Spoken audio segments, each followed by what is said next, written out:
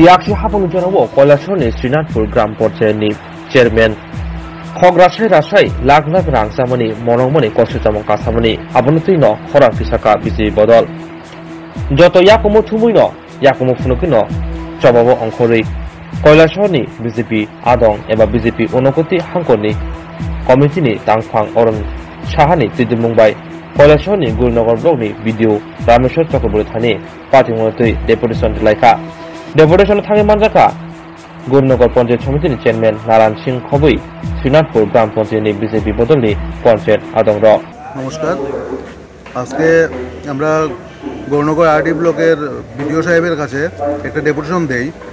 আমরা আগে শুনতাম যে শ্রীনাথপুর পঞ্চায়েতে 2014 সাল থেকে কিছু দুর্নীতি হয়েছে।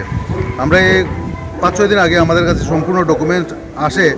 2014 সালে প্রধান ছিলেন আলিয়া বেগম এবং 2019 সালে হবিবুদ্দিন। এই হবিবুদ্দিনের স্ত্রী হলেন আলিয়া বেগম। তারা দুইজনে মিলে দুইজনের নামে 50 থেকে 60 লক্ষ টাকা পঞ্চায়েতের ফান্ড থেকে তাদের দুজনের নামে নিয়েছেন।